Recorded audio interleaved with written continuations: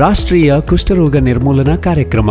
ಕುಷ್ಠರೋಗವು micro bacterium ಲೆಪ್ರಾ ಬ್ಯಾಸಿಲೈ ಎಂಬ ರೋಗಾಣುವಿನಿಂದ ಬರುವ ಕಾಯಿಲೆ. ಕುಷ್ಠರೋಗವು ಮುಖ್ಯವಾಗಿ ನರ ಮತ್ತು ಚರ್ಮದ ಕಾಯಿಲೆ. ರೋಗ ಹರಡುವಿಕೆ.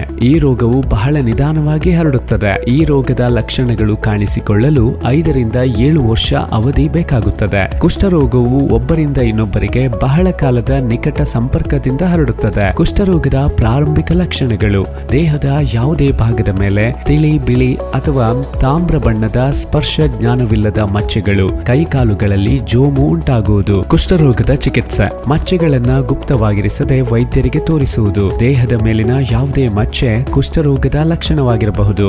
ಈ ರೋಗವನ್ನ ಬಹುವಿಧ ಔಷಧಿ ಚಿಕಿತ್ಸೆಯಿಂದ ಗುಣಪಡಿಸಬಹುದು ಹಾಗೂ ಈ ಔಷಧಿ ಎಲ್ಲಾ ಸರ್ಕಾರಿ ಆಸ್ಪತ್ರೆಗಳಲ್ಲಿ ಉಚಿತವಾಗಿ ದೊರೆಯುತ್ತದೆ. ರೋಗವು ಪ್ರಾರಂಭಿಕ ಹಂತದಲ್ಲಿ ಕ್ರಮಬದ್ಧ ಬಹುವಿಧ ಔಷಧಿ ಚಿಕಿತ್ಸೆ ಪಡೆಯುವುದರಿಂದ ಸಂಪೂರ್ಣ ಗುಣಪಡಿಸಬಹುದು ಹಾಗೂ ಅಂಗವಿಕಲತೆಯನ್ನ ತಡೆಗಟ್ಟಬಹುದು. ಚಿಕಿತ್ಸೆಯ ಅವಧಿ ಕೇವಲ 6 ಅಥವಾ 12 ತಿಂಗಳು ಹಾಗೂ ಮನೆಯಲ್ಲಿಯೇ ಚಿಕಿತ್ಸೆಯನ್ನ ಪಡೆಯಬಹುದು. ಕುಷ್ಠರೋಗದ ಬಗ್ಗೆ ಸರಿಯಾದ ಮಾಹಿತಿಯನ್ನ ತಿಳಿದು ಜನಸಾಮಾನ್ಯರಿಗೆ ತಿಳಿಸುವುದು.